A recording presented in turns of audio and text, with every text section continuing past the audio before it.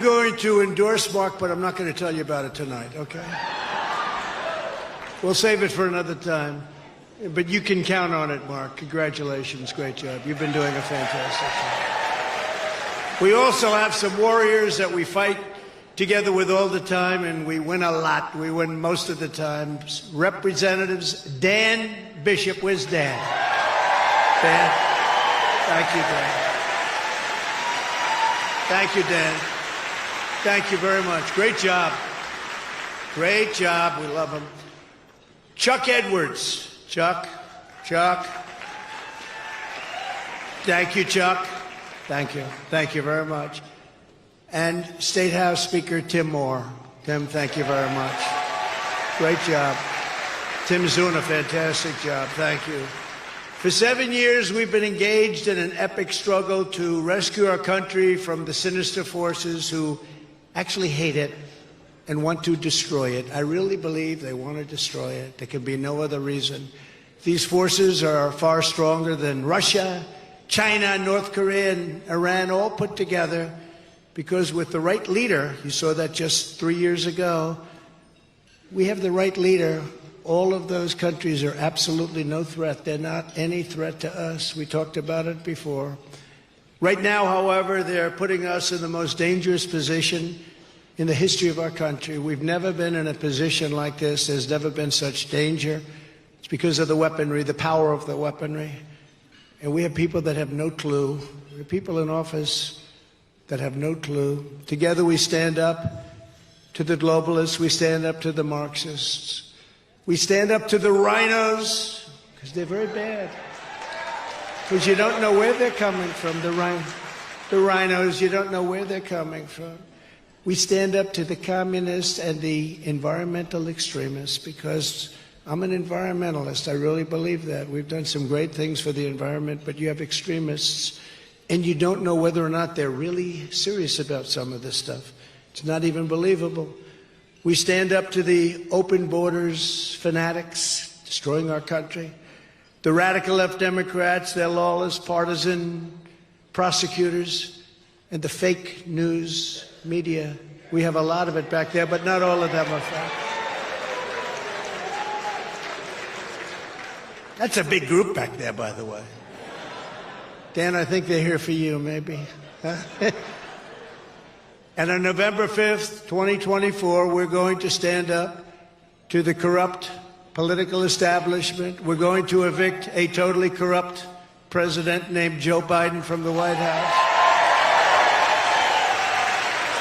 And we're going to finish the job that we so successfully started. Probably there's been no more important 4 years than we had. We did a great job, all of us together. Things we did, nobody thought were possible. I put everything on the line. I will never yield. I will never be deterred. I will never stop fighting for you. Never.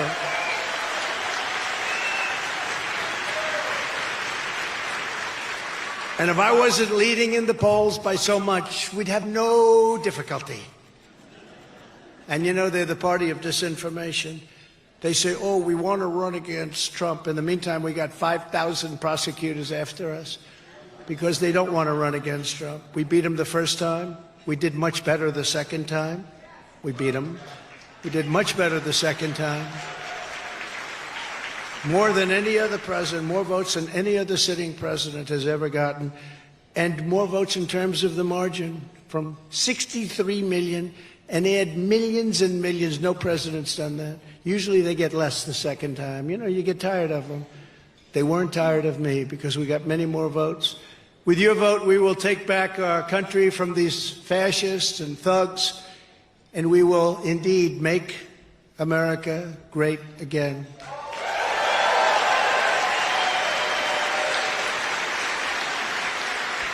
From the beginning, our America First agenda has been an existential threat to the rotten political class that gets rich and powerful at your expense. Erasing our borders, cheating like we've never seen before on elections, exporting our jobs and squandering our blood and treasure on endless foreign wars. We didn't start any wars, first time in 71 years. No wars. They all said, Trump will get us into a war. He's got that personality. No, it was my personality that kept us out of wars.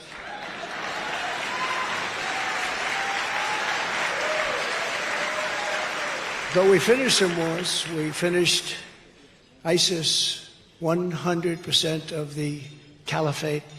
We knocked out ISIS. We did whatever we had to do.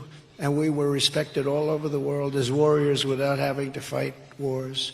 You know who doesn't fight too many wars? China. You ever notice? It's all talk. It's beautiful military. They try and beat you economically, not militarily. And there's something very smart about that, isn't there?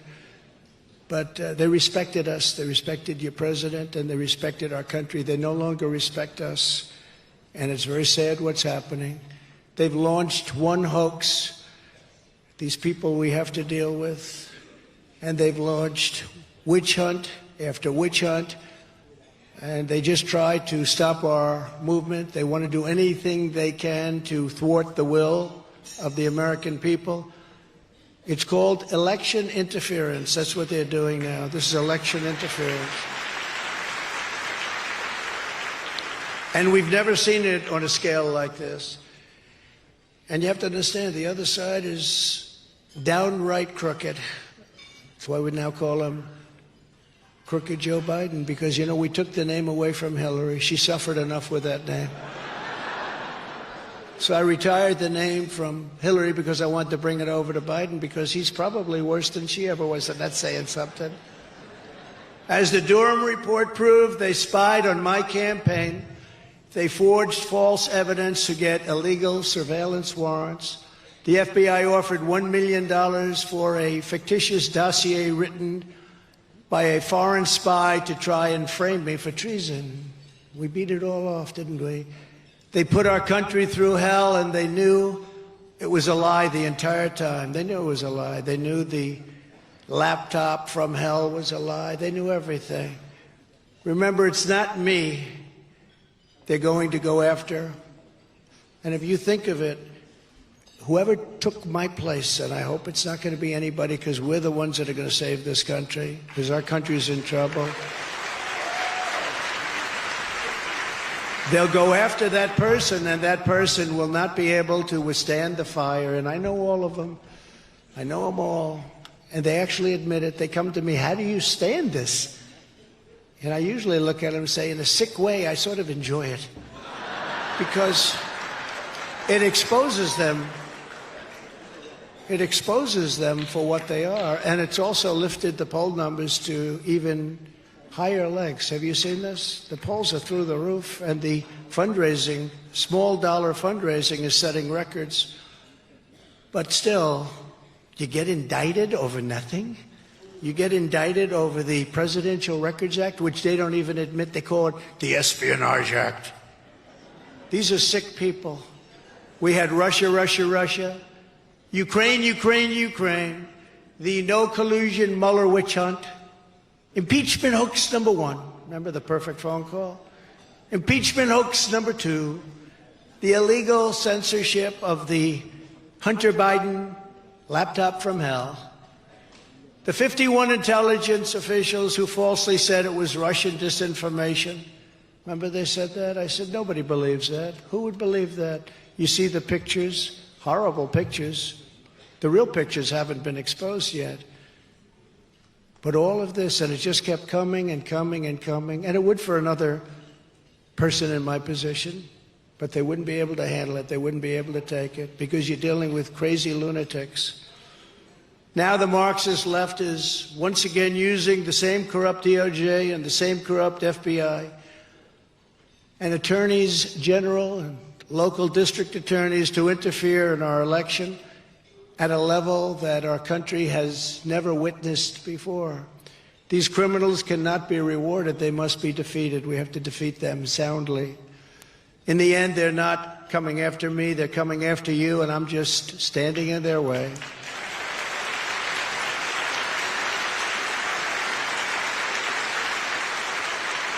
The baseless indictment of me by the Biden administration's weaponized Department of Injustice will go down as among the most horrific abuses of power in the history of our country. I think it already is when you think about it. And certainly going back to Obama, when I said, you know, they spied on my campaign, everybody, including the fake news media back there, they said, oh, that's so crazy. Turned out I was right. This vicious persecution is a travesty of justice. You're watching Joe Biden try to jail his leading political opponent. Think of it. This is like third world country stuff. Trying to put his opponent, who's leading him by a lot, wants to put him in jail over following a civil act. This is a simple thing. The Presidential Records Act, it's all under the Presidential Records Act, as it should be. It's all under the Clinton Sox case. You know what this Clinton Sox case is? That's where they sued Clinton, and he ended up winning, that he could keep the things that we're talking about. It's all under that, Mr. Congressman. We discussed that before. But this is more like Stalinist Russia or Communist China that we're dealing with. These people have reached a level of Trump derangement syndrome that nobody thought was possible. And I never thought, frankly, that this could happen in America. You go after a president that got, again, the most votes by far of any sitting president in history, gets out of office. And because I'm running, if I wasn't running, wouldn't even be talking about it. If I weren't leading, we wouldn't be talking about it. But we're leading by a lot. We're leading to sanctimonious by massive numbers. He's heading south quickly. No personality. You got to have a personality to win. He's got no personality. And, you know, remember that when he came to me, he had virtually no votes.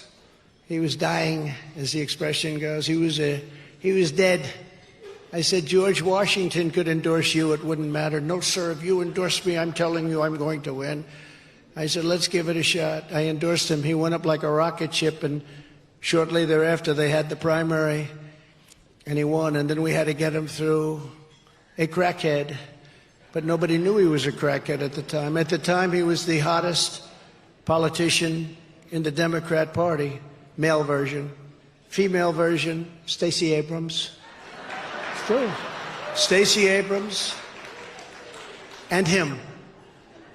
But he was hard to beat, and Ron said to me, I don't think I can beat him. I said, you'll beat him, you'll beat him. And I did 3 rallies, massive, massive, massive rallies, thousands and thousands of people.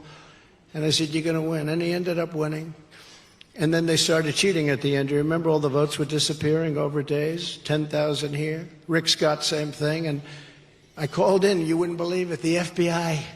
Would you believe it? And it stopped. So at least they did something right.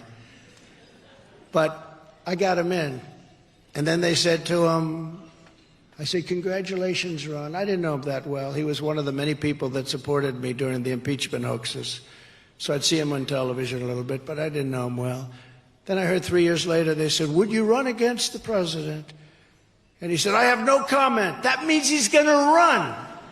I said, I got this guy in, Mr. Congressman. And he said he's going to run. And then I haven't been very nice to him since then. But we're leading in Florida by 28 points. And people are not happy with him. And he's a lousy campaigner. Remember that when he came to see me, he had almost no points. He was ready to look for a new career. You told me that better than anybody. He was looking for a job. And when I endorsed him, it was like magic. It was like he was a rocket ship. But I believe in loyalty. And, you know, it's just very disloyal. If somebody got me into office, and I got him in. You know, some people I help. Some people I help, and some people I get. And I got this guy in, along with some others. But some people I help, and that's different. Some people I help a little bit, some people I help a lot, but some people I get in. I got this guy in. So, you know, you'd think there'd be a little bit of a loyalty. And it's bad for the Republican Party, frankly, but let's see what happens. But we're leading by a lot. But meanwhile, Joe Biden had troves and troves, thousands of boxes, classified documents from his time as vice president. And even as a senator, and boy, when you're a senator and you take classified documents, that's a big deal.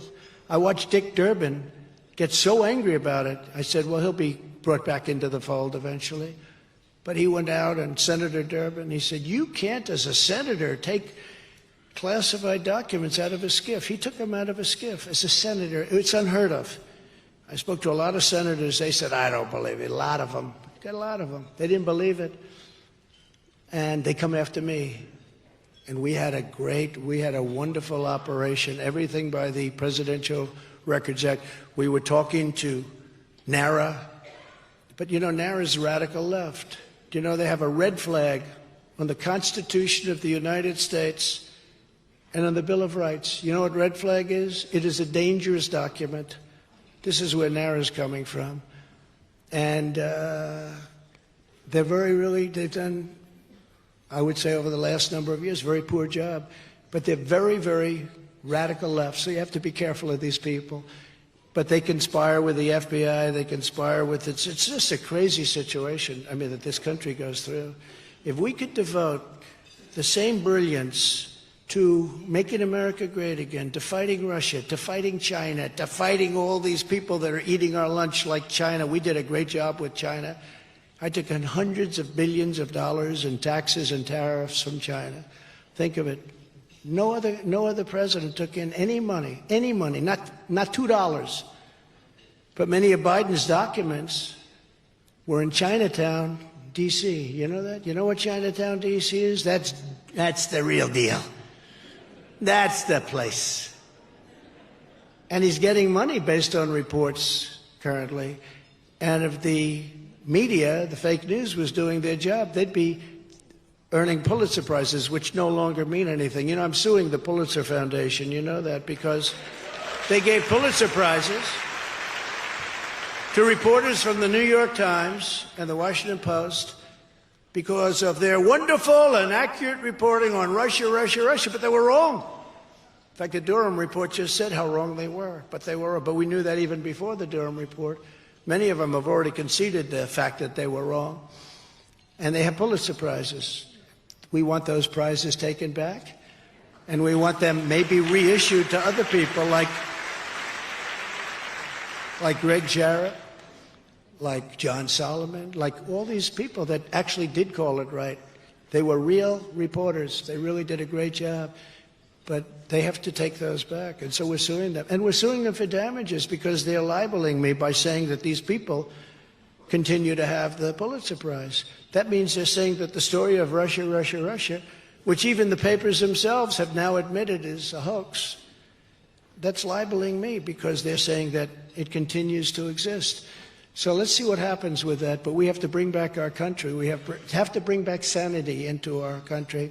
You know, the media is so important. They could straighten things out so badly, so quickly. Look, if 15 years ago, they're like a policing agent, they should be. 15 years ago, 10 years ago, if somebody said that somebody was taking money from China and from Ukraine and from all these other places, tens of millions of dollars, they would all be rushing to try and get the story. Woodward and Bernstein, I'm not a fan of either one, actually. I got to know them, major sleazebags, but, you know, Woodward looks like such a wonderful guy. He's absolutely the worst. What sleazebags? Oh, poor Richard Nixon, he had to put up with them, but I got my own problems with these people. But Woodward's a sleaze. Bernstein, I don't know, but he looks pretty bad to me. I don't know Bernstein. I heard he was the poorer of the two. He seemed to be that. He's a nasty person, though. For a person that doesn't know me, I don't think I ever met him, but if I did, it was quick. But he's a nasty guy. But they're all nasty because they're deranged. But we have to have our great media be policing agents so that things like this can't happen. Because, you know, there is no scandal without press. If the press refuses to write that Joe Biden got $5 million, and a lot of other things are coming out this week, then there can't really be a scandal when you think of it, right? There can't be.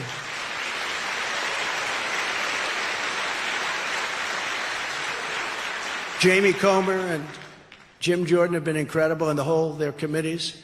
But, you know, it's amazing that they sometimes say to me, not the two individuals, but people in the committees and people in Congress. We were talking about it just a little while ago with a few congressmen. We have stuff that's so earth-shaking. and you put out the announcement, and you think it's going to be headlines in the New York Times and the Washington Post and every paper and every ABC, which is real fake. I call it ABC fake news, NBC fake news, CBS fake news. But you put it, or I put fake in front of every one of them, and nobody can say it's not. It's like they're coordinated. They're totally coordinated. They use a word, like they had a word not so long ago, manufactured. The votes are manufactured. Every station said the same thing. It's never been used in politics before. Nobody ever said votes are manufactured. Every one of them. We want to report that the votes have been manufactured. You turn to the next one, ABC. The votes have been manufactured. It's like somebody sends them a memo what to say. But if they were honest, our country would be in such great shape. Amazing. But they're not. It's no coincidence they indicted me the very same day it was revealed that the FBI hid explosive evidence that Joe Biden took a $5 million illegal bribe from Ukraine. Now, this is done. I haven't read anything about it. This would have been the biggest story in history 10 years ago. Walter Cronkite would have reported it, and he was on the liberal side, to put it mildly, but he would have made this the biggest story. But we don't have Walter Cronkite anymore, do we? The Walter Cronkites and the great ones are gone. Right as they're closing in on Hunter and Joe Biden, they want me to put up with this form of retribution like nobody's ever seen before. But it's okay because the public is smart. You know, it's amazing how smart the public is. I go through the town. I was always doing well, and people liked me, and we did great with the, all the votes we got, the most ever for sitting president. But I was doing great. I've never had receptions. We just left Georgia, and we had a room that was, they've never had anything like it. And there were thousands and thousands of people outside trying to get in for the Republican chairman's lunch. Not normally the biggest thing. Now, because Michael is so outstanding, of course, this is a big deal. But you've never seen the streets, tremendous crowds at the airport waiting, the airport being very far away from the venue where it was, people all along the roadway. And this is not really campaign season. People are disgusted with what's going on in our country. They want America back. They want America back.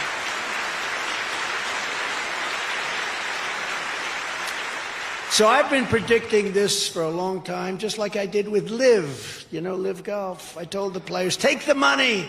They're all calling me, say, thank you very much. Should I take $185 million? Say, yeah, take it. But, sir, that means I have to leave the tour. Don't worry about it.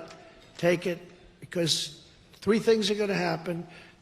They're going to merge, which I predicted they would, and it was nice. They actually covered me very well. They said it was, really good. But they're either going to merge or they're going to be successful. In one case, got $185 million. Great one, Dustin. Great player, Dustin Johnson. Brooks Koepka. These guys, they're great. But, lots of others were offered hundreds of millions of dollars. They said no, and now there's a merger. And I actually made the statement. I said, if there's a merger and you don't take the money, you're going to have a lot of very unhappy golfers out there. And you have a lot of very unhappy golfers out there. But it was exactly as I said. But I called this one too. And I said that Hunter will probably be charged with some minor offense like jaywalking, so that the FBI and the DOJ can pretend that they're fair. Oh, we got Hunter. So while they're going after me under the Espionage Act, that's like the creation of missiles in your basement. They got him for nothing. And there's never been a more corrupt group of people in the history of our country running this country, where somebody sits on a board, gets $83,000 a month, a $3 million upfront payment. Nobody's ever seen anything like this. And in all fairness, was interviewed on one of the shows on Maine television. I call it Maine. Used to be Sirius television. Now it's Maine television. But he said, no, I don't know why they paid me so much. Do you have expertise, sir, in oil and gas? It's an oil and gas company. No, I really don't. Do you know anything about it? No? Then why are they paying you $83,000 a month and $3 million in upfront payments? And we think it's actually more than that. But these are corrupt people. These are corrupt. He had no answer. He had no answer. The money laundering, the ignoring bribery, and the other massive crimes, they all implicate crooked Joe Biden. See how good that name works? Because, Hillary's now finished, let's assume, although she's probably going to try and make a comeback. After this speech, she'll probably try, but I don't think she'll be very successful. But she was a woman that was out of control. The stakes of this election could not be more stark. Either we have a communist state. They used to use the term deep state. I'm stopping it. I'm using it Marxist. I'm using it fascist. I'm using communist because deep state is far too soft. Far too soft.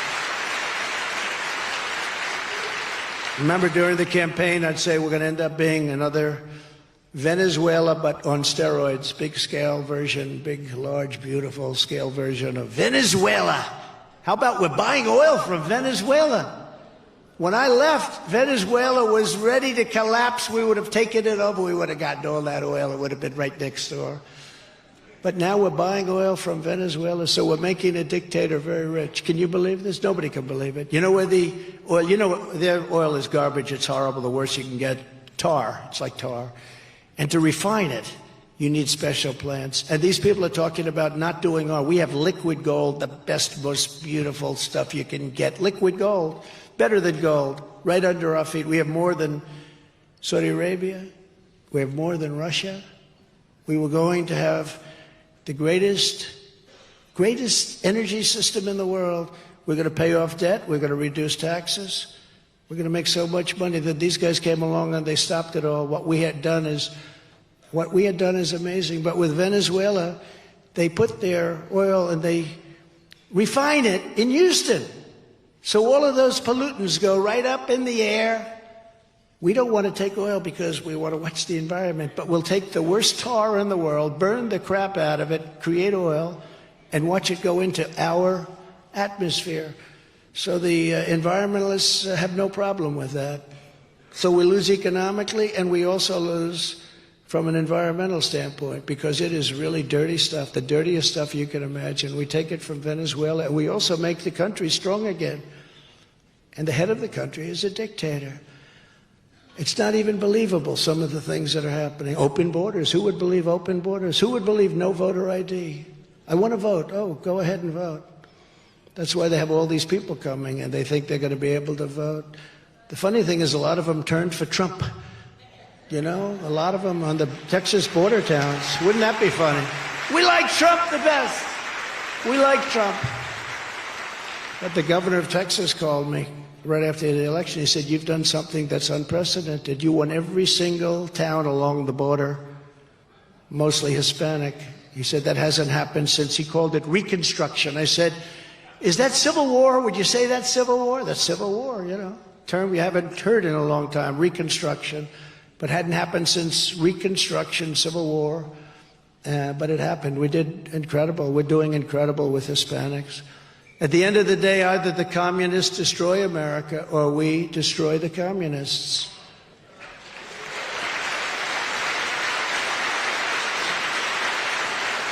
And never forget what the demented persecution of our movement is all about. Our enemies are desperate to stop us because they know that we are the only ones who can stop them. We're the only ones that can do it. Small group, relatively small group. But we can stop them cold, and we will. And we would have had them stop cold, and they know that. And they cheated like dogs. They cheated like nobody's ever cheated before. You turn on your television at 10 o'clock, you would have said, Pennsylvania's a lock. We were up by so much, a lock. All of a sudden, you see that big fat dump, that big dump at 3:02 or whatever it was in the morning. It's a disgrace what happened.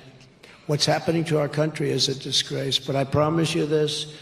If you put me back in the White House, their reign will be over and America will be a free nation once again.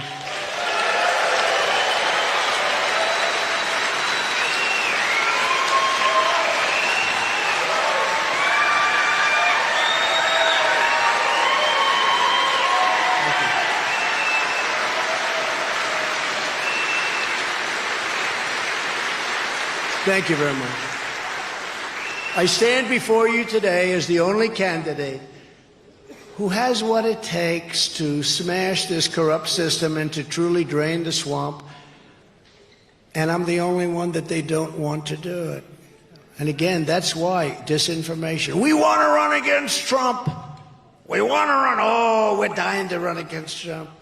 We killed him last time. They know it. Killed him with Hillary. How about that one? You think that was a little surprise? That shook them up. They said, we'll never let that happen again. So they developed all sorts of... Read the New York Times. I'm not a fan of the New York Times, but read New York Times, certain stories. But read in particular Time magazine cover from a couple of years ago, because they couldn't help themselves. They had to take credit for it. What they did was so bad for our country. And look at our country now. Look where we are. We're dying. Anyone else will be ripped to shreds. There's no issue where a spine of steel is more important than when it comes to rescuing America from a really bad Biden economy. Our economy is sick. Everything is sick. But remember, and it's true, 100%, they will not be able to withstand the fire. For 3 years, Joe Biden and his corrupt allies in Washington have waged economic warfare on the hardworking citizens of our country. Biden flooded your communities with millions and millions of illegal aliens. Look at what's happening to our country right now. Crushing American wages and stealing American jobs. I believe that, you don't hear this number, I think, from anyone else. I believe by the end of this year, the real number is 15 million people, that's bigger than New York State, will have come in to our country. He launched a vicious crusade to shut down American energy. Anwar, think of Anwar in Alaska. Ronald Reagan couldn't get it done. Nobody could get it done. So many years, so many decades, I got it done. The first day they terminated Anwar. Would have been bigger than Saudi Arabia.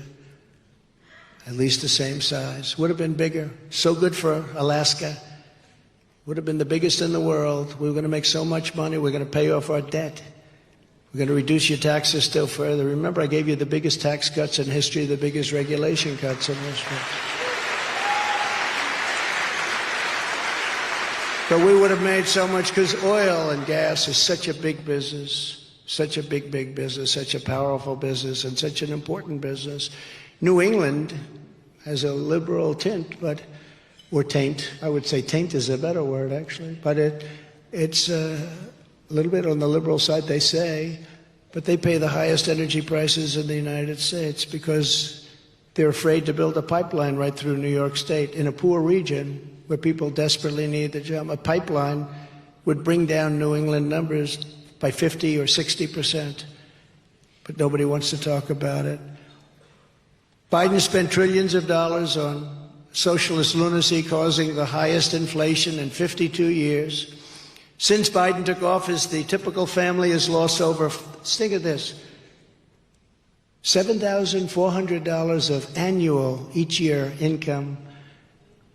Joe, his number one job was, as next president, what he wanted to do, everybody that talks, and they're right, we want to reverse what Joe Biden's done. He's been a horror show, economic horror show. He's been a horror show from the standpoint of our country. And what he's done in terms of our military, he's given away $85 billion worth of equipment, the best equipment in the world, to Afghanistan. They're now one of the leading sellers of military equipment anywhere in the world. Some people have them at number 2 because they don't need 700,000 brand new rifles. They don't need 70,000 vehicles, many of them armor plated. Think of your friends that have a used car lot and think of them as big. They're big. If they have 300 cars in that lot, it's a lot. We gave away 70,000, some of them costing millions of dollars, vehicles, armor plated, 4 inches of armor. Under my leadership, we built the greatest economy in the history of the world. In fact, we did it twice. And now we're going to do it again, and it's going to be better than ever. We're going to do it again.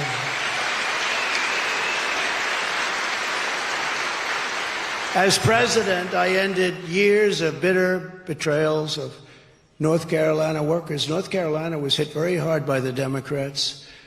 I withdrew from the job-killing Trans-Pacific Partnership, would have killed your state. A globalist calamity that would have killed American manufacturing forever. I stopped it. I ended it. It was a disaster known as NAFTA. I killed NAFTA. Nobody thought it could be done. You know, you had to get it killed through Congress. You helped a lot, Mr. Congressman.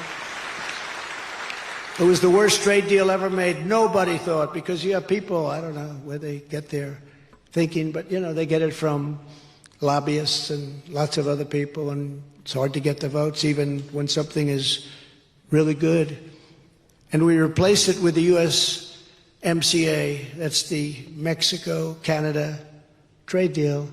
And you know how I know it's good? Because they are working feverishly to try and renegotiate the deal because they're getting killed by that deal. And I just hope the Biden administration doesn't do it, because we suffered with NAFTA for decades.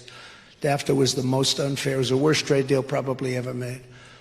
I stood up to China like no administration has ever done before, bringing hundreds of billions of dollars pouring into our treasury from China when no other president had gotten anything from China. They never got anything. They got a lot of bullshit. That's what they got.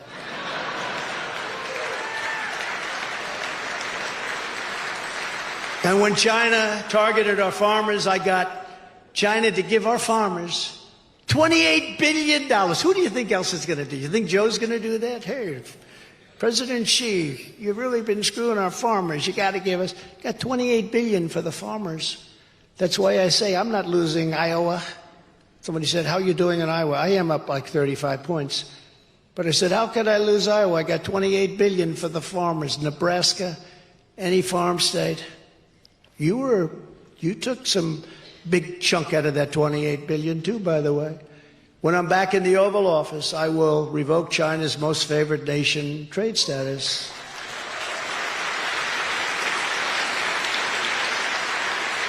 And remember, they got that because they said they were a developing nation. Well, you know what? Honestly, we're a developing nation. Our cities are going to hell. We have to redevelop our cities. Our country is going to hell. Look at our cities. Look at New York and Chicago and Atlanta. Atlanta has the highest crime rate per capita of any city. Atlanta. Where they're trying to get me on a perfect phone call. People kill people and they never even get interviewed. But let's get Trump on a perfect call. A call that was so good. It was actually better than my perfect call with the Ukrainian President, Zelensky. It was more perfect. But think of it. I have many lawyers on this call. Just to diverge, I have many lawyers on this call, state lawyers.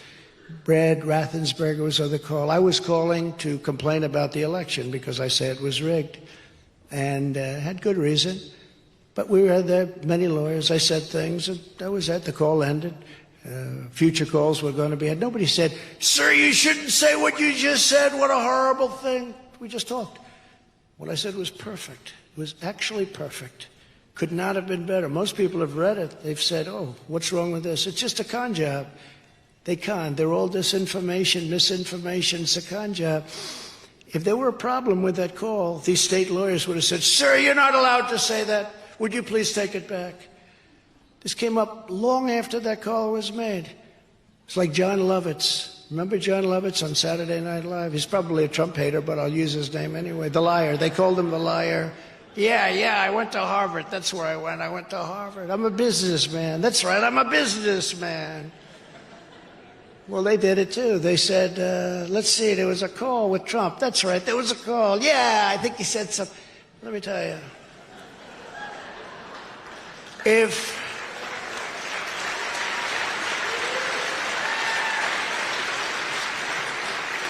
there was anything said wrong in that call, they would have been screaming from the rafters. How dare you say that? Sir, you're not supposed to. That call was perfect.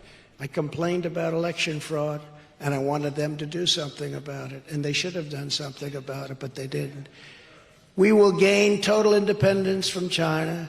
We will make the United States the manufacturing superpower of the world, and we were starting to do that. Tremendous money was coming in, and to your state. It was coming into North Carolina, what a place. Under Biden, we've had record high trade deficits, which I call losses. A lot of people don't say, oh, a trade deficit isn't a loss. I call it a loss. Some people don't. I understand their thinking. I was a very good student at the Wharton School of Finance. Can you imagine? I wonder if they're proud of me. I got indicted. I wonder if they're saying, oh, that's wonderful. I've been indicted twice now in a couple of months.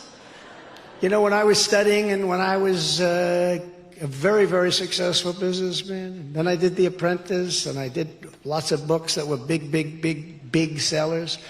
Even now I have books that are tremendous sellers. I never had this stuff in mind. I never had the word indictment. What's indictment mean? Sir, that's when you're extremely dishonest, sir.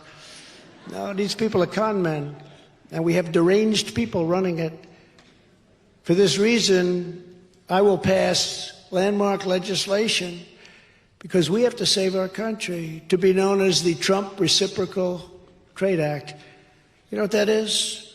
When China charges us a 150% tariff, we charge them a 150%. Right now, they charge us nothing. Think of it. Right now. So we charge them nothing. They charge us 150%. So I said to one of our terrible senators, a guy named Toomey, Pat Toomey, real beauty. I said, and he was all in for, he called it free trade. It's not free trade. Stupid trade, very stupid trade. We have a new name, we've developed a new name, stupid trade. I said, Pat, so let me ask you, China's charging us 150% tariff on various products. Can we charge them 100? No, sir, it's not free trade. I said, how about 100%? They're at 150. What about, no, sir, you can't do that. What about 50? No, sir. What about 10%, Pat? No, sir, you can't do that. That's not free trade. These are the dumbest people I've ever seen. It's called an eye for an eye or a tariff for a tariff. But isn't that a beautiful thought? Because we're getting screwed by every country in the world. And I need to get this one approved by Congress. And they approve things easy if they're bad things, if they're not politically correct, they don't want to do. But this is politically correct. This is very simple. They charge us, we charge them. What's going to happen is a lot of them will come off, because they're saying, what's the use of us collecting 150 if they're going to get 150? So it's come on. But some won't do that, and that's okay, because we'll take in a fortune. But we'll make trade fair, really in addition, because we're the pot of gold, but we're rapidly losing that pot of gold status. Soon we're not going to have anything. We're losing so much money. In addition, I think we should have about a 12 to a 15% tax on anybody that comes into the United States. This is a tariff. If they want to do business, if they want to take our wealth, if they want to steal our wealth from us, they should pay 15%. It's not that high a number. It's not going to stop them. We'll make a fortune, and we're going to become a profit-making machine so easily.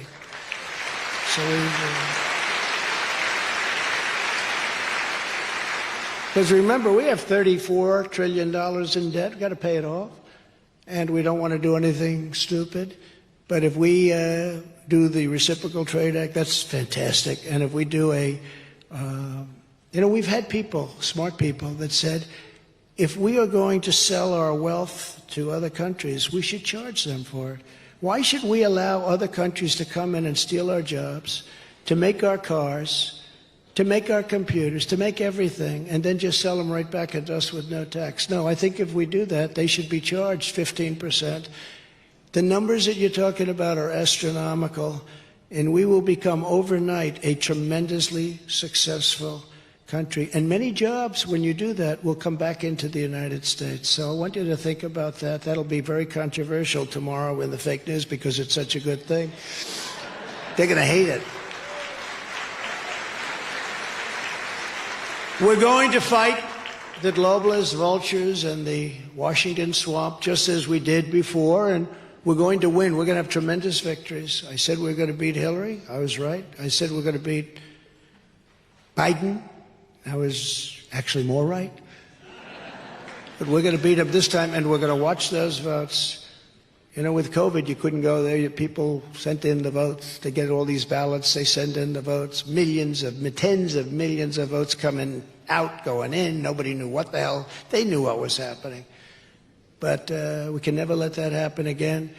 Remember this Jimmy Carter, and he's a nice man, and I know he's not well, so I'm not going to say anything. But Jimmy Carter had a commission, and he said you can't do mail-in ballots. If you have mail-in ballots, it's going to be rife with fraud. Of course it's going to be rife with fraud. People are getting 7 ballots, 8 ballots, and we can't do it, can't do it. We're not going to have a country left. France used to do it. They got out of it because they said it was so fraudulent, and they went to paper ballots, same-day voting, voter ID. And you know what? They had an election. They got 36 million votes. They had a winner, they had a loser, and that was the end of it. Very simple. A lot of people, it sounds too simplistic, but paper ballots, they make certain watermark paper that's phenomenal stuff. It's actually technologically advanced paper, if you can believe it. But we should do paper ballots, we should do voter ID, and we should go back to same-day voting. We should also have just one day. We don't need, even if you call it a holiday, we don't need to have, I don't know if you know this, we don't need to have 48 days of voting.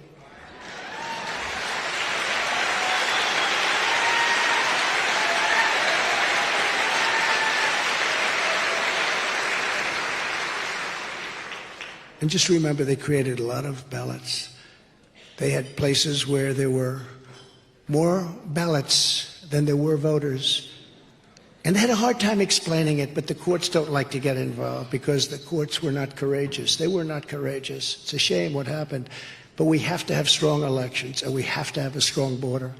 It's no wonder the swamp is getting truly desperate as they see us leading big in all the polls. And this week's Morning Consult poll just came out. We have a 34-point lead on DeSanctimonious. We're at 56%. That's with a lot of people in it. Haley's at 3. Great job. Pence is at 7. Oh, look at this one. This one just came out. In the Clarity campaign poll, very respected, we're leading by 56 points. That doesn't mean we have 56. That means we're leading Ron DeSanctimonious by 56. 69% for Trump, 13% for DeSantis, and Pence has 6. Once you get used to saying DeSantis, it's hard to say DeSantis. I was actually being interviewed, and I was trying to be serious, and I called him DeSantis. I said, that's not good. But he's changing his name. Now it's DeSantis. And I put a little message out, never change your name in the middle of a campaign. You don't change your name in the middle of a campaign. In the Emerson poll of Iowa, we're leading by 42 points. See, I told you. I got him $28 billion. How are we going to lose? That's a big lead in Iowa. We're going to do great in Iowa. We've always done great in Iowa. And we're leading Biden by a lot in the recent Fabrizio swing state poll of Arizona, Georgia, Michigan, Pennsylvania, Wisconsin. We're at almost 50% of the vote already. And we're leading Biden by 5, which is a shocking, you would think you'd be leading him by 40. You would think we'd be leading him by more than we're leading DeSantis. In the ABC Washington Post poll, just came out, I'm up by 7 points over Biden. And the new poll from Democracy Institute, very respected, shows that I'm the only candidate that beats crooked Joe Biden. And DeSantis is losing to him by a lot. With each passing day, more Americans are joining our patriotic movement. We are having unbelievable success, only garnered even further by what's happening, because what they're doing is so bad for our country. People are saying you can't weaponize, you can't do this. Together we've achieved more than anyone thought even possible. We delivered the largest tax cuts in history. We delivered the largest regulatory cuts. That's why we had the greatest employment numbers ever in history. We achieved energy independence. We were soon going for energy dominance, where, as I told you before, we were going to be paying off massive amounts of debt and lowering your taxes still further, because that's the kind of numbers you're talking about when you get the oil cooking. In 60 years, think of it, we had the worst problems and the worst costs in energy in 60 years. We had it down to $1.87 3.5 years ago, a gallon. And we actually had it lower than that, but we won't even talk about that because I had to save the oil companies. They were all going to go bust. I said, this is the first time I've ever said we got to get it up a little bit. I actually called Russia and the King of Saudi Arabia. We had a three-way call, and we cut back on the oil because it was so incredible. Helped fill up the strategic national reserves, and he's now taken all of that to reduce gasoline prices for cars just prior to the election, very artificially. And he's reduced it down to the lowest level that it's been in, I think, 60 years. We created the most secure border in U.S. history, built hundreds and hundreds of miles of border wall, was going to build another 200 miles to fill up some gaps that we saw. And then they came in after a very strange election, to put it, I'm trying to be nice, a very strange election, really bad election. But they came in and they didn't want to fill up those walls. And that's the first time I said, these guys actually want to have open borders. We got Mexico to give us 28,000 soldiers free of charge. That's how we succeeded. You know, we had the most secure border in the history of our country. Part of it was I got Mexico, we built the wall, large sections of the wall. But we got Mexico free of charge. And I like the president of Mexico a lot. He's a socialist, but as the expression goes, you can't have everything. But I liked him a lot.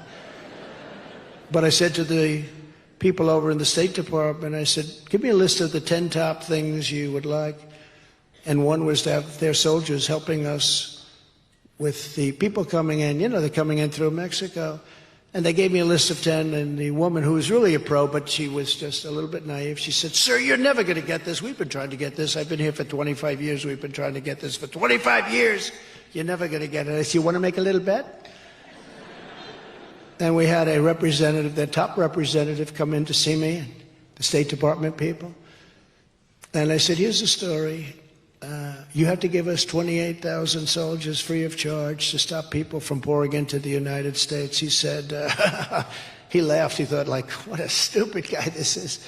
This guy has to be, well, sir, we wouldn't even think of doing that. Why would we do a thing? Because they're coming through your country and you're not stopping them. In the South, they're coming, pouring through in caravans. No, you're going to give it to us? No, sir, we're not. I said, how much do you want to make a bet? He said, we're not going to do it. I said, here I have in front of me, and I'm going to sign it right in front of you, a paper. This was on a Thursday or a Friday. And I said, on Monday morning, we're putting a tariff on all automobiles coming into the United States and all other Mexican products coming into the United States. We're putting a tariff of 25% on everyone. We're going to make so much money over and above the cost of that. And he said, you wouldn't do that. I said, I'm going to sign it right before your very eyes. Watch me sign it. And this goes into effect on Monday morning.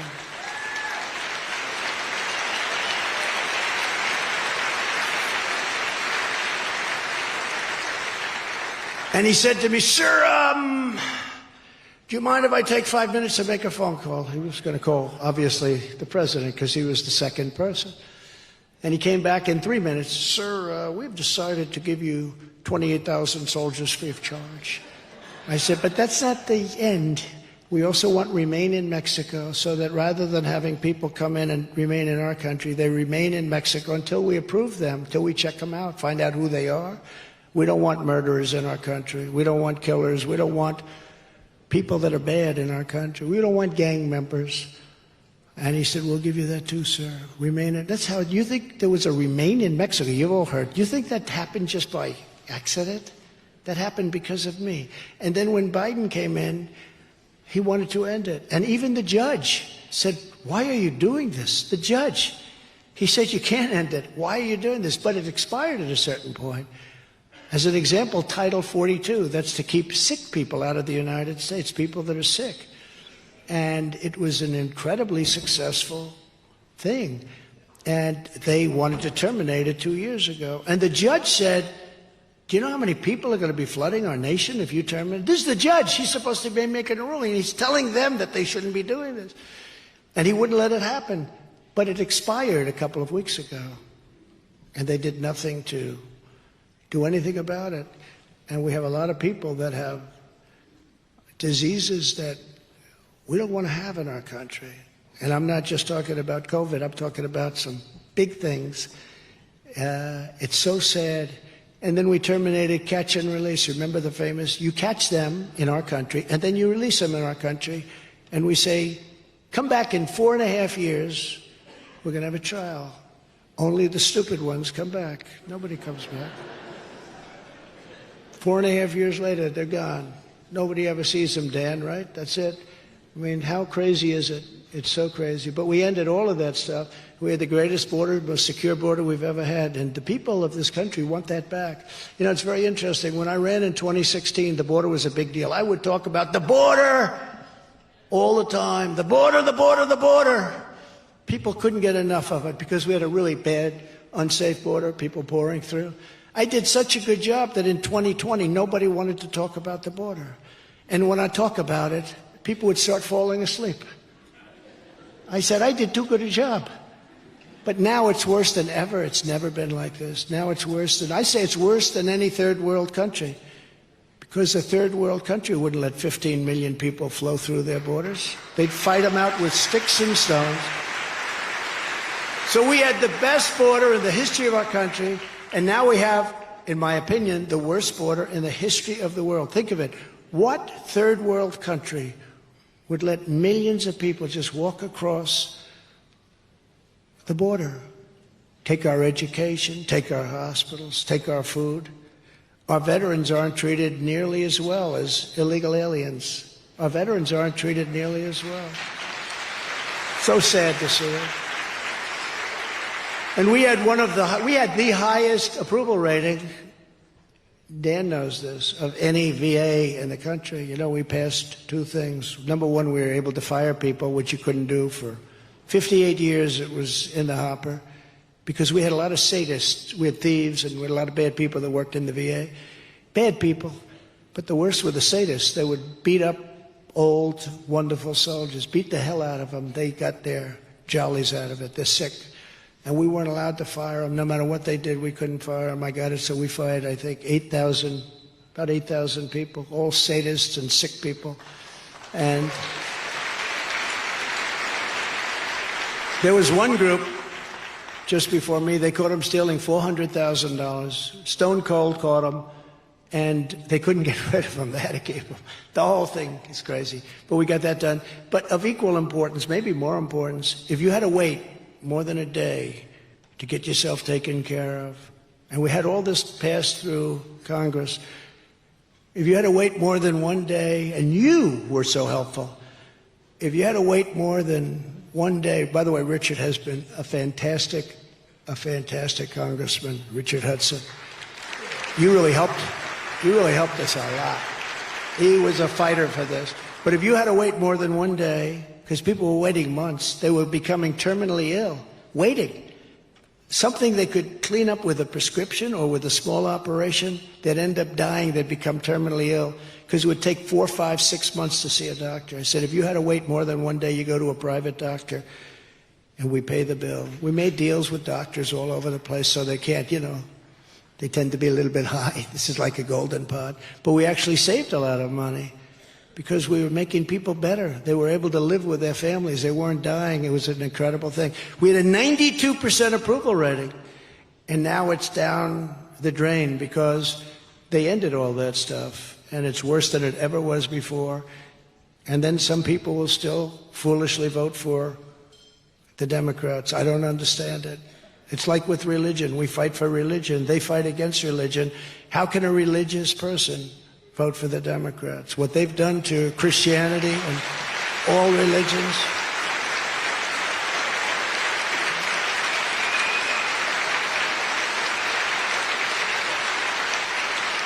I mean, how can they do it? We appointed nearly 300 federal judges and 3 great Supreme Court justices. I fully rebuilt the U.S. military. We had more ammunition than at any time, and now we have no ammunition. We have a military missing a thing called ammunition. We had so much it was stocked to the gills, and now we have very little left because we're giving it to Ukraine. And I would end that war within 24 hours, I will tell you. And end it fairly. And I imposed a powerful travel ban to keep radical Islamic terrorists and radical jihadists the hell out of our country. People said, oh, that's a terrible thing. But how good did we do in 4 years? Look at our record in 4 years. You didn't hear about all that stuff. I don't even like talking about it, give people ideas. But we had a tremendous record because of what we passed. And we passed things that nobody thought were possible. But look at our record on that. We accomplished all of this and more in just 4 short years. And just imagine what we can accomplish in the next 4 years. And the advantage is that I've been through it. I know the good people. I know the bad people. I know weak people and strong people. I know the people that are losers that you don't want. And I know the people that are winners that a lot of people don't know or understand. But they're the winners, the people that can bring us back. I know them all. When I first went there, I didn't. I had to rely on people. What do you think of this guy? What do you think of that guy? And people were giving me advice. We had great people too. You know, again, we rebuilt the military. We got all those tax cuts and regulation cuts. We had great people, but we had some people that I wouldn't have put in the place. Guys like Bill Barr, because he didn't have courage, and I wouldn't have put them. I wouldn't have put them in place. They missed a great opportunity, but we have all these people cold. We've caught all of these lies and all of this corruption. And something has to be done about it. But I know the strong ones and the weak ones. I know the great ones and the ones that will never be great. And again, you know, it's funny, I was in Washington, D.C. 17 times in my entire life. And most of it was building a hotel down the road from the White House. A beautiful hotel. Now I sold it to Waldorf Astoria, but a beautiful hotel. And but I was only there 17 times and I never slept over. So I wasn't into that whole world of Washington establishment, but I learned quickly. I learned very quickly, and now I think I'm into it probably more than anybody else, and I know the people. Here's just some of the bold agenda I'll put into effect when we become the 47th President of the United States.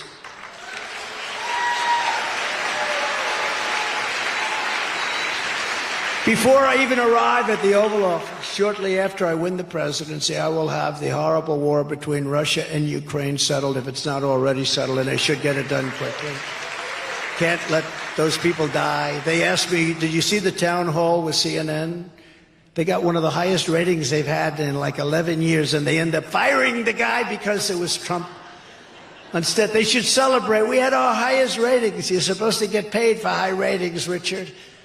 But they had one of the highest ratings they've had in many, many years. I was on with a young woman who was, I said, nasty. She was a very nasty woman, but it worked out very well. And they were all going, he owns you, get him off the air. They're screaming, AOC is screaming, he owns you, get him off the air, stop it, stop it. But you'd think if they had high ratings, that would be a big, he should ask for an increase. Instead, they fired him because I was allowed to put across our point of view. It's our point of view. You know, we went into the womb of the enemy. And I thought, actually, the reason I did, I thought they'd probably be solid. I tell them, because there they are right there. But I tell them that they're doing so poorly in their ratings. If they went to the center, or even went a little bit right of center, and I thought they might be planning that. I think that's a good business strategy, because right now they're known as fake news. Can you imagine if this is on CNN right now? The one thing you know is they're going to turn it off. Oh, the light just went off, the television. That just went off, the red light. I can see all those red lights. That light. Oh, well, sorry about that. I'll be finished about this in 20 seconds, and then you can turn the light back on. But I thought they were going to be maybe a little bit more moderate and get their viewership up and really have a big evening and great. But as I was being introduced, they were saying things that were so bad. I said, this is going to be a war. But it wasn't, look, it worked out well, but it didn't work out well for him. It should have, because he actually did a good job in the sense it was very professionally done, very professional. Everything, the set, everything was beautiful, and they got tremendous numbers, and they fired him. He's gone now. Mr. Licht, sorry about that. I'd like to apologize to Mr. Licht. But I'm the only candidate who can make this promise. I will prevent World War III. I will prevent it. Not going to happen.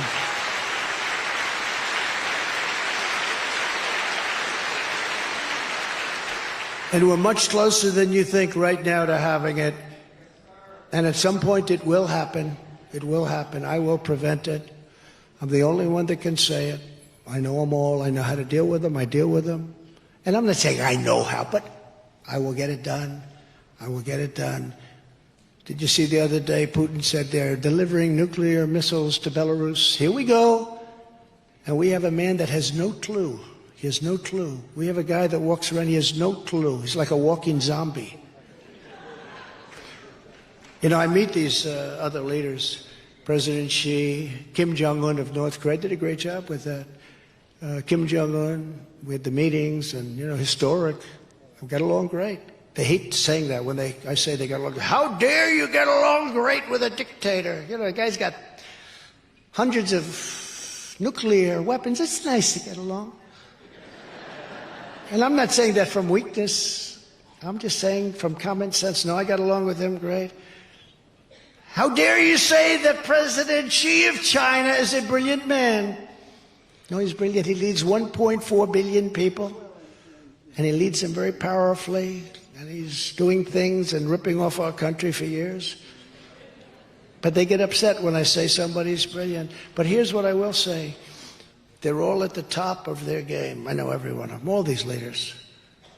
They're smart as hell. They're tough. They're cunning. Some are vicious. Most of them are vicious, actually. They think the United States is run by fools. They all take advantage of the United States. I had a thing with France. I like Macron, but he's a wise guy. I like, you know, sort of young. And my people were negotiating with him. He's putting a tax on all American companies that do business in France. I said, who the hell wants to go to France? But he's putting a very big tax on. So Steve Mnuchin and my people were negotiating with him and came back, no, they can't make a deal. I said, why can't you make a deal? We can't. They want to put the tax on. All these companies tax you. If you're an American company, they got to tax you. I said, that's not right. I said, give it another shot. They came back a week later. They can't make a deal. I said, I'll make a deal. What do you mean you'll make a deal? Same thing, same old story all the time. It's always the same story. They don't write about it. They know about it, but they don't write about it. I wish all these things were taped. I really do. I wish these conversations, because these were classic conversations. So I got Macron, Emmanuel on the phone, and I said, Emmanuel, why are you putting a tax on all of our companies? Oh, but Donald, we have to. As you know, it's been approved by everybody. I said, I don't care if it's approved. Take it off. Oh, no, we can't do that. It's been fully approved. And I said, now here's the story. If you don't take it off, again, tomorrow morning at 7 o'clock in the morning, we're taxing all of your wine and champagne that's coming into the United States at 100%.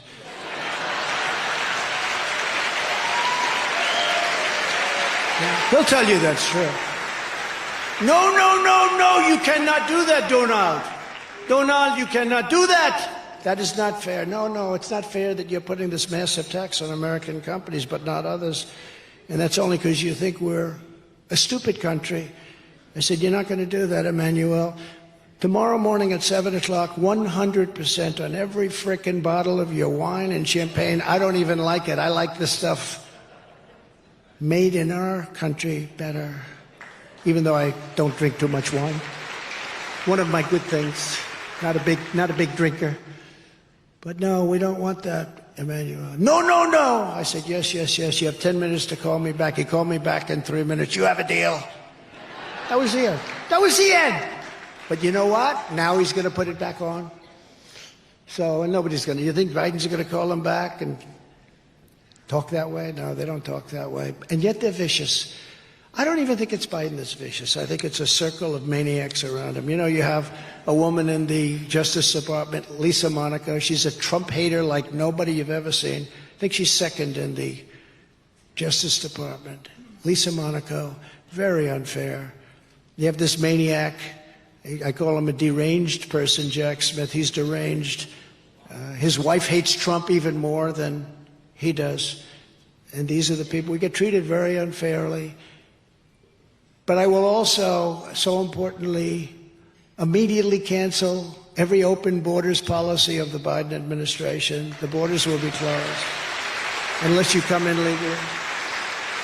Under Biden, other countries are emptying out their prisons, insane asylums, and mental institutions and dumping everyone into the United States. Did you know that?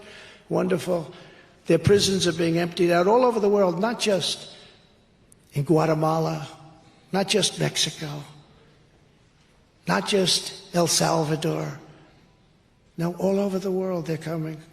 Last week we had 129 people coming from 129 countries were represented by people pouring into our country illegally. 129 countries. Most people didn't even know there were that many. There are actually more than that, and sometimes we have a lot more than that. But their prisons are being emptied into the United States. You go into their prisons, they used to have it so crowded, so horrible, that people couldn't lie on the floor. They would stand up and lean against each other. Now they have nobody in those prisons. They're all in the United States of America. Thank you very much. We're like a dumping ground. The same thing with people that are mentally ill. They said, please don't use the word insane asylum. But no, there are some very serious places, insane asylums and mental institutions. And those people are all being dumped into the United States. Why should they take care of them if a country is foolish enough to take the tremendous risk and cost? The risk being even bigger than the cost, but the cost is not even, it's not imaginable how big it is. So we have all these people that are vicious prisoners. You think our prisoners are bad? These people make them look like Boy Scouts. And they're being dumped into our country.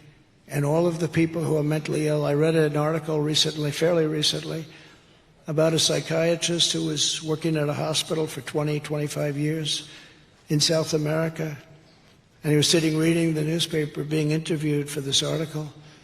And he said, you know, I used to work 24 hours a day working with patients, but I don't have patients anymore. They've all been delivered to the United States.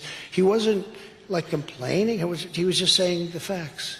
He said, I used to work so hard. Now, you know, I want to help people, but we really don't have. The people are being let into the United States. And he said, some of these people are very sick. And this is what we're doing. Because we have a president that doesn't have a clue, and we have radical, leftist, Marxist, crazy people that are actually running our country. Following the Eisenhower model, people don't realize Eisenhower was very tough on immigration. Did you know that, Richard? Like very, very tough. He had them taken away, and he used to have them brought a little bit over the border, and they'd come back again a little bit. Then he had them brought 2,000 miles away, and they didn't come back so quick. But they used to put them on the other side of the border. They'd come right back. But he was very tough. But we'll use all necessary state, local, federal, and military resources to carry out the largest domestic deportation operation in American history. We have no choice. We have no choice. And I'll probably lose votes because of that. They'll say, oh, he's so mean. We're not mean. They're killing people. They're destroying our country.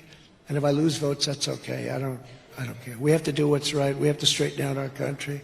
I will ask every state and federal agency to identify every single known or suspected gang member in America, and every one of them that is here illegally, we will pick them up and we will send them back to the country from which they came. We'll bring them back very quickly.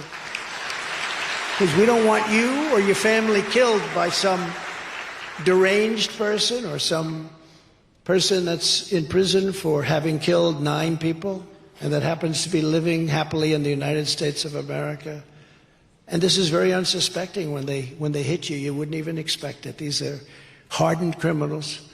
And to further deter illegal immigration, I will sign a day one executive order ending automatic citizenship for the children of illegal aliens. A good automatic citizenship. Automatic citizenship.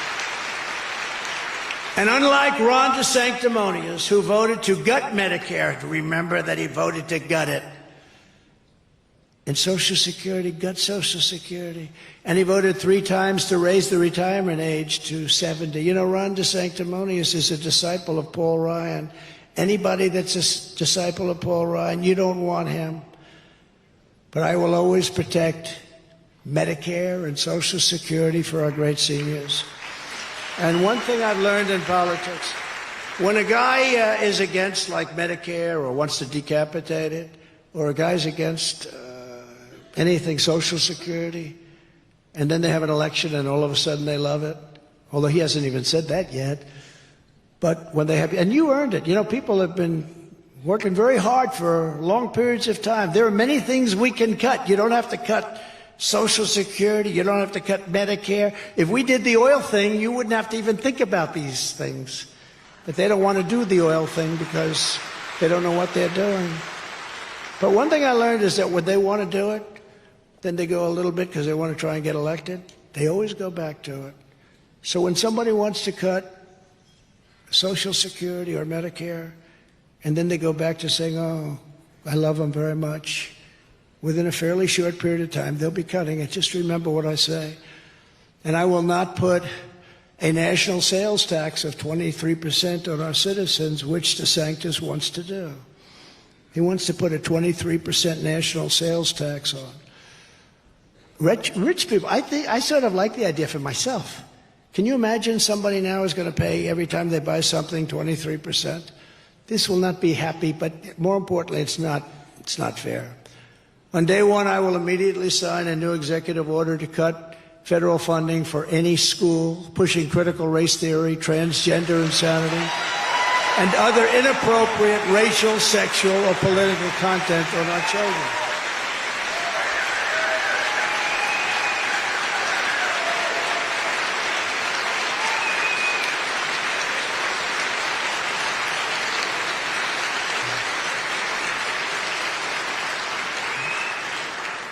It's amazing how strongly people feel about that. You see, I'm talking about cutting taxes. People go like that. Talk about transgender. Everyone goes crazy. Who would have thought 5 years ago you didn't know what the hell it was? But one that I think is incredible that we would be saying that I can't even believe you have to say, I guess I have to say I'm a politician, right? I don't want to say that, but I have to. I became president. I guess I'm a politician. But I can't believe I say this. I will always support parents' rights. Can you imagine saying that 10 or 15 years ago? Parents' rights. Who wouldn't?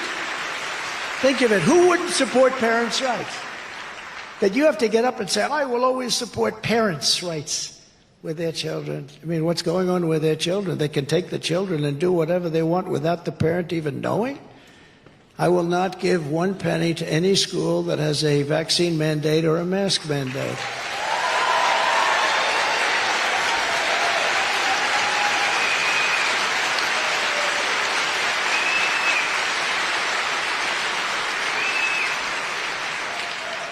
And one of the easiest to me is I will keep men out of women's sports, okay?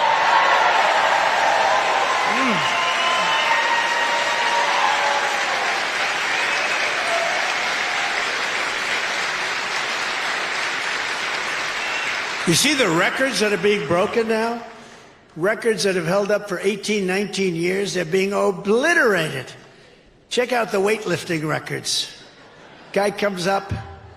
A woman is fantastic. She's a great champion. She's lifting weights. Something like 218 pounds. That's a lot of weight for a woman to go, boom. And they'll put like a 1/16 of an ounce on one side, a 1/16 of an ounce on the other side. Yeah, I can't do it. I can't do it. Doesn't quite get there. Great champion. Then a guy comes along, bingo. I mean, they're breaking records by numbers. But you know what? It's honestly, it's really demeaning to women, very demeaning to women. So unfair.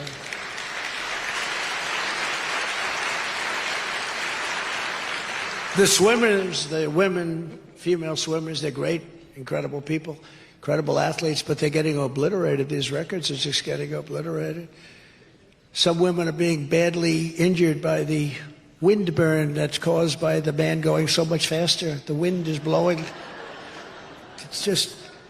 It's just terrible. No, these records are being obliterated. It's so unfair. But who would even think that you could allow this? Who would say that this is okay? These people are sick. They're deranged. I'll sign a law prohibiting child sexual mutilation in all 50 states. Child sexual mutilation.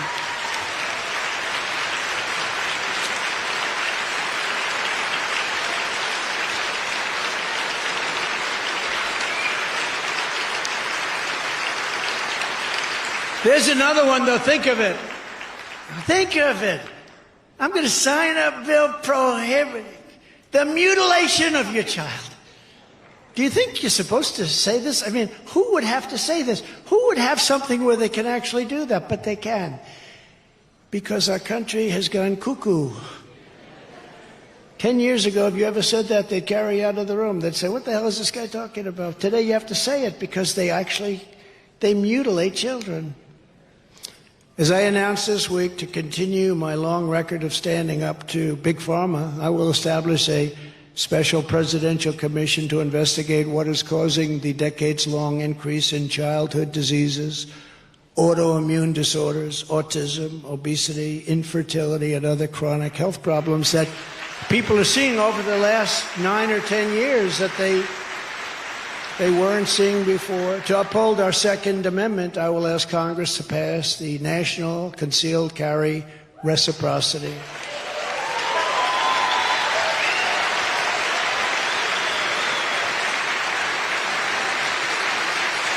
And I've always had the endorsement of the NRA, and I should, because I've kept it going. I've kept our Second Amendment totally alive. We haven't done anything to injure it or hurt it, and it's been very hard. It's been a very hard battle, but the NRA's always endorsed me, and I appreciate it. But I've done a job that for years I've kept it alive under the most trying circumstances. We need it for protection. We need it for our safety. We need it for other things too, including sporting, including living, but we need it for our protection. And I am a big believer in the Second Amendment. You know, a certain country, a man was elected and they were having tremendous crime out in the countryside all over this country, where people were going in, attacking households and killing and raping and doing things that were just absolutely horrible. And he got elected and he said, everybody go out and buy a gun. And they did, and now your crime is down like 40%. Go out and buy a gun to protect yourself. It's down 40%. Before then you couldn't have any protection. And the one thing you know, the bad guys are going to have the gun. They're not going to be following the rules. I will protect innocent life just as I did for 4 strong years. Nobody did a job like I did, including Roe v. Wade, bringing it back to the states. Did a great thing. And remember that this is a very complex issue. What we've done is we've shown that they are the radicals, not the pro-lifers. They are the radicals because they're willing to kill a child 7 months, 8 months, 9 months, and even after the child is born. And what I did by killing Roe v. Wade, which everyone said was impossible, number one, we got it sent back to the states. And number two, and very importantly, I gave you now the power to negotiate. You had no power before because they were allowed to do whatever they wanted to do. They could kill the child at any point, including after birth. You look at the governor of Virginia, the ex-governor of Virginia. I call him Michael Jackson. You remember that catastrophe? He said he's a big Michael Jackson fan. That's why he did certain stupid things. But he was willing, and he said it, you know, put the baby down and we'll decide with the mother what you want to do after the baby is born. They are the radicals, not us. And nobody wants to see mutilation or death of a baby after a certain period of time. But I gave you, by getting that, by winning that, everybody said it was impossible to win, but we put 3 great justices on the Supreme Court justices, and you now have the right to a superpower to negotiate something that's going to be acceptable. Before, you didn't have any rights whatsoever. They could do whatever they wanted. So it's a very powerful thing that I was able to get. I'm very proud of it, but it goes back to the states, and you're in a very strong negotiating position. Actually, right now, you're in a much stronger position than the other side. So it's going to be interesting over a period of time, but it could go fairly quickly, perhaps.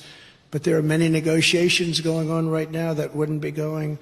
I gave you the power to negotiate at a very high level. And I also have, I think, shown very conclusively that they're the radicals. We're not the radicals. They are the radicals. So it's very important, and it's very important that it be handled properly.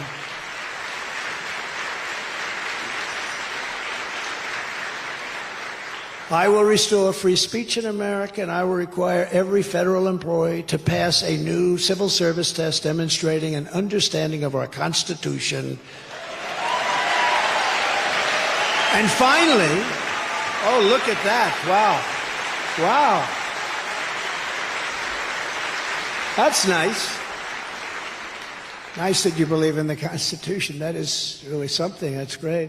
Finally, to restore pride in our history and confidence in our future, I will lead a massive year-long salute to America to celebrate the 250th anniversary of July 4th, 1776. That's the date. We're not changing the date. We have a massive anniversary. And our country deserves it, especially what it's going through now. This is what we must do to restore our country to greatness. The USA is a total mess. Our economy is crashing. Inflation is out of control. China, Russia, Iran, and North Korea have formed together as a menacing and destructive coalition. Nobody thought that would be possible. It's all taken place over the last 2.5, 3 years. Our currency is crashing and will soon no longer be the world standard, which will be our greatest defeat in 200 years. This will be, in many ways, bigger than losing a war. It will take our power away from us. It will take everything away from us. And it's happening faster and faster. And it will happen if we're not put there. We have to stop it. We have to have the currency of record. That would be a tremendous failure. That would lead to problems the likes of which you would never even be able to think of. But it won't happen with me, not even a chance, just like Russia would never have happened with Ukraine. China would not have even thought about raiding Taiwan. They're flying bombers over there every day. They have ships circling it. They're getting ready for something. They were never doing that in 4 years. One of these gentlemen standing right there said, well, you have to admit, nobody talked about it when Trump was president. That's right. If you took the 5 worst presidents in the history of the United States and added them up, they would not have done near the destruction to our country as Joe Biden and the Biden administration have done.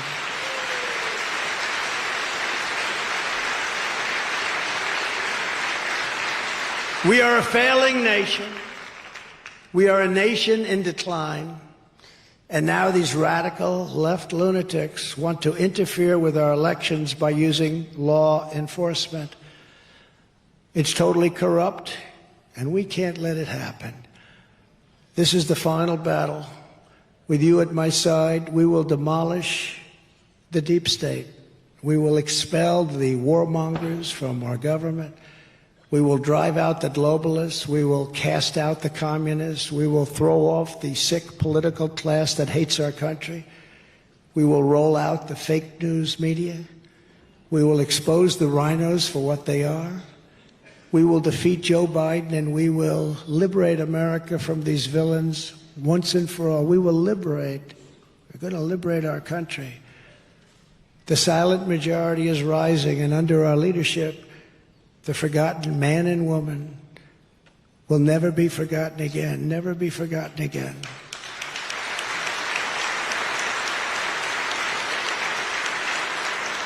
With your help, with your love, your prayers, you have to remember this will happen. This will be a certainty.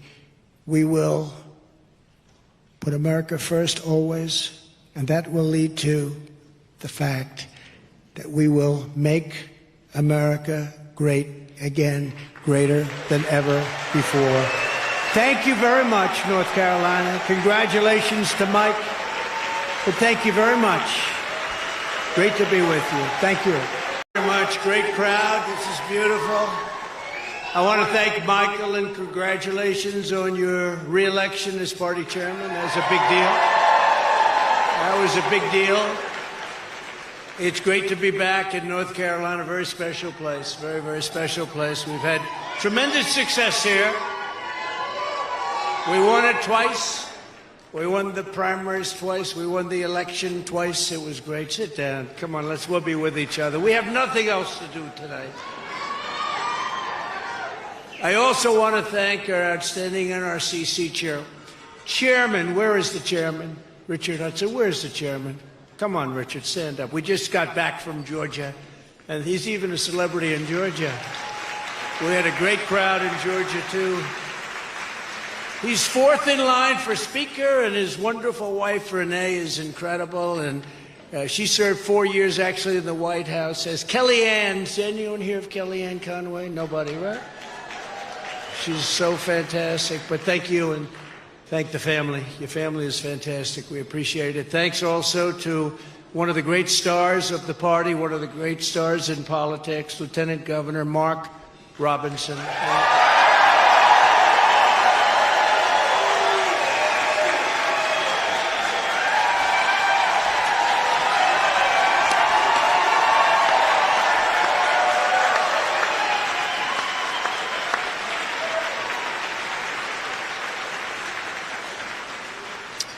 And I'm going to endorse Mark, but I'm not going to tell you about it tonight, okay? We'll save it for another time. But you can count on it, Mark. Congratulations. Great job. You've been doing a fantastic job. We also have some warriors that we fight together with all the time, and we win a lot. We win most of the time. Representatives Dan Bishop. Where's Dan?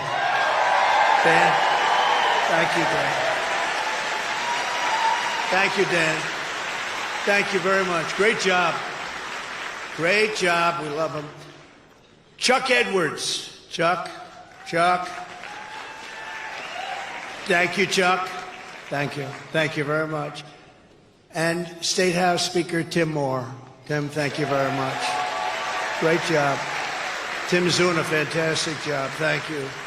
For 7 years, we've been engaged in an epic struggle to rescue our country from the sinister forces who actually hate it and want to destroy it. I really believe they want to destroy it. There can be no other reason.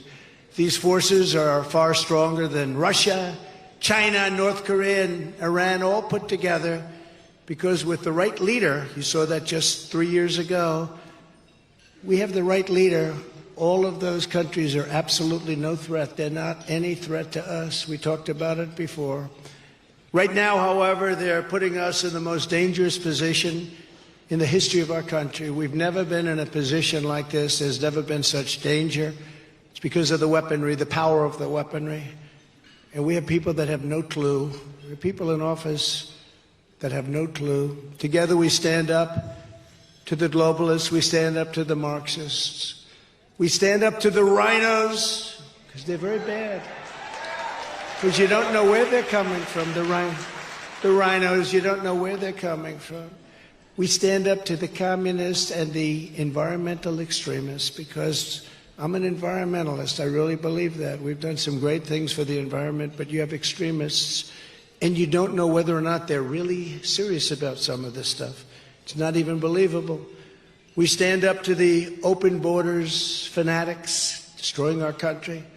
The radical left Democrats, their lawless, partisan prosecutors, and the fake news media. We have a lot of it back there, but not all of them are fake. That's a big group back there, by the way. Dan, I think they're here for you, maybe. And on November 5th, 2024, we're going to stand up to the corrupt political establishment. We're going to evict a totally corrupt president named Joe Biden from the White House. And we're going to finish the job that we so successfully started. Probably there's been no more important 4 years than we had. We did a great job, all of us together. Things we did nobody thought were possible. I put everything on the line. I will never yield. I will never be deterred. I will never stop fighting for you. Never.